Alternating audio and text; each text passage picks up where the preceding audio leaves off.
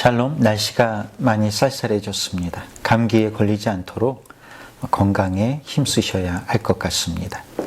오늘도 하나님의 말씀으로 함께 교제해 보도록 하겠습니다. 먼저 본문 말씀을 찾아보겠습니다. 고린도후서 12장 9절 말씀입니다. 나에게 이르시기를 내 은혜가 네게 족하도다. 이는 내 능력이 약한 데서 온전하여 짐이라 하신지라. 그러므로 도리어 크게 기뻐함으로 나의 여러 약한 것들에 대하여 자랑하리니 이는 그리스도의 능력이 내게 머물게 하려 함이라. 아멘. 네, 이 말씀으로 오늘 교제를 나누도록 하겠습니다. 소설가 공지영이 신간 에세이 그럼에도 불구하고를 소개하면서 나는 지금 변사체로 발견돼도 이상할 게 없는, 자살할 이유가 30가지쯤 되는 사람이라고 말했습니다. 베스트셀러 작가이고 모르는 사람이 없을 정도로 인기 작가인 그에게 무슨 일이 있었을까요? 그는 10년 전쯤 극심한 고통으로 매일 죽음을 생각하며 살았다고 합니다. 아마도 3번의 이혼과 수많은 악플들과의 싸움이 그를 지치게 만들었던 것 같습니다. 하지만 이런 식으로 살다가 그냥 죽긴 싫다는 생각이 자신을 살렸다고 합니다. 그때부터 완전히 다른 방식으로 살기로 결심을 합니다. 그 첫 번째 방법으로 그는 수많은 책을 읽으며 방법을 찾았다고 합니다. 그런데 그 수많은 책들이 알려주는 가장 중요한 방법은 바로 자기를 사랑하는 것이었다고 하지요. 그래서 그때부터 매일 아무도 찾아주지 않아도 예쁜 옷을 차려입고 혼자 먹는 밥이라도 정성껏 차려 먹으면서 자기를 사랑하기 시작합니다. 그 다음에는 나쁜 영향을 끼치는 친구들은 만나지 않고 불평을 늘어놓는 친구의 전화는 받지 않았다고 합니다. 그래서 지금은 어떤 악플에도 흔들리지 않을 수 있는 힘을 얻었다고 합니다. 살아갈 용기가 필요한 분들은 공지영 작가의 신간 에세이 그럼에도 불구하고를 읽어보시는 것도 좋을 것 같습니다. 이 이야기를 들으면서 깨닫는 것이 있습니다. 힘을 빼야 할 때 빼는 것이 삶의 지혜라는 것입니다. 몸에 힘을 빼야 물에 뜰 수 있고 야구 선수도 어깨에 힘을 빼야 공을 칠 수 있습니다.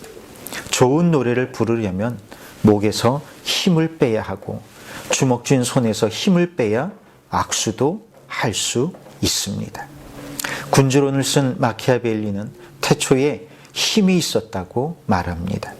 힘이 있어야 평화도 유지되고 자유도 있고 낭만도 있다는 것입니다.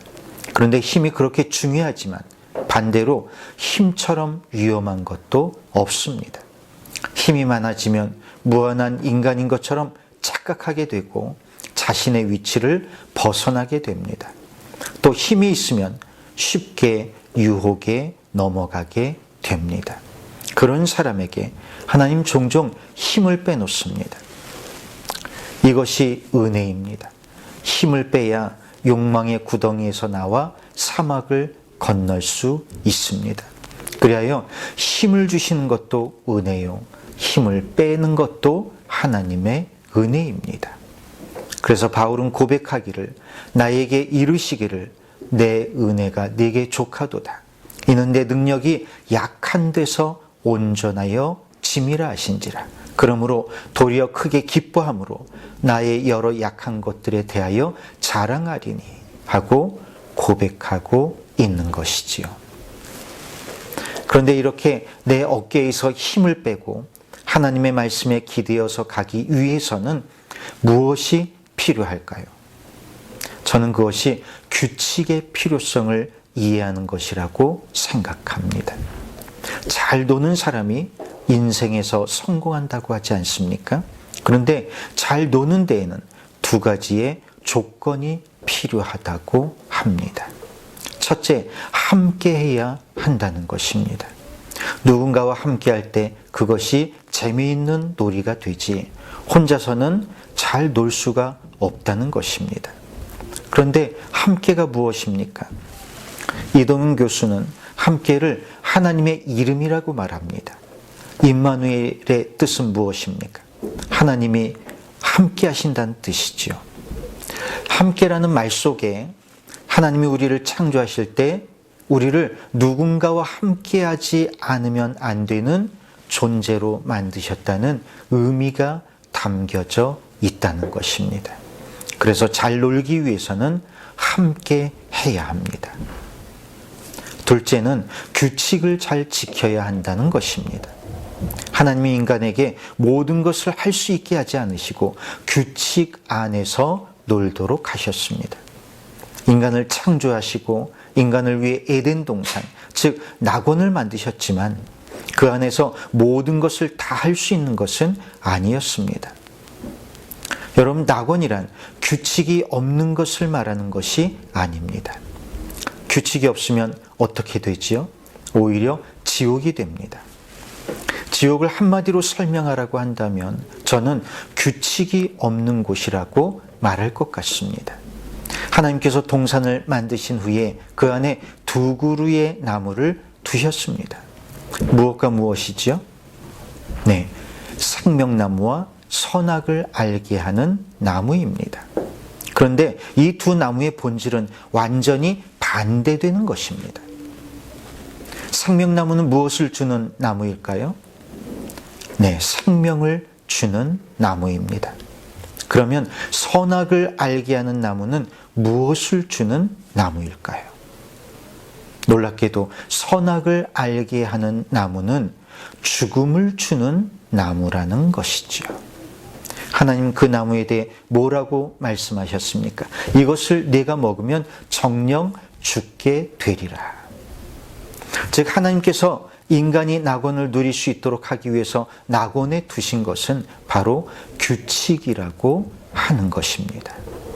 마찬가지로 이스라엘 백성들이 가나안 땅에 들어가기 전에 하나님께서 그들에게 주시는 것은 다름 아닌 율법이었습니다. 율법을 왜 주셨을까요? 그것은 이스라엘 백성들이 가나안 땅에서 복지를 누리기 위한 가장 중요한 조건, 즉 행복을 위한 규칙으로 주신 것입니다. 규칙이 없이는 행복할 수 없습니다. 규칙이 없이는 잘 놀 수 없습니다. 그럼 처음으로 돌아가 볼까요? 우리가 약한 데서 온전하여진다는 것은 참으로 진리의 말씀과도 같습니다. 우린 약할 때 규칙을 지키게 됩니다. 우린 약할 때 함께의 의미를 알게 됩니다. 우린 약할 때 하나님의 말씀을 의지하게 됩니다. 그래서 약한 것은 오히려 복된 것입니다. 오늘 말씀을 기억하면서 하나님이 주신 말씀을 잘 지킴으로 낙원을 회복하는 저와 여러분이 되기를 주님의 이름으로 축원합니다. 기도하겠습니다. 주님, 우리로 하여금 하나님의 말씀을 마음에 새기고 그 말씀대로 사는 성도가 되게 하옵시고 하나님과 맺은 약속을 잘 지킴으로 낙원을 누리는 성도로 살게 하옵소서. 오늘도 우리를 넘어지게 하고 지치게 하는 수많은 환경 속에 있지만 우리 몸에서 힘을 빼고 주님 의지함으로 승리하는 성도 되도록 믿음 허락하여 주옵소서. 예수님의 이름으로 기도하옵나이다. 아멘. 네, 이상으로 10월 28일 수요기도회 말씀을 마치도록 하겠습니다. 한 주간 동안 더욱더 말씀 의지하시고 규칙이 있어야 더 행복하게 놀 수 있다는 사실을 기억하면서 하나님의 말씀을 날마다 묵상하시는 저와 여러분이 꼭 되기를 원합니다. 그럼 한 주간 동안 잘 지내시고 말씀이 좋으셨다면 좋아요 꼭 눌러주시기 바랍니다. 감사합니다.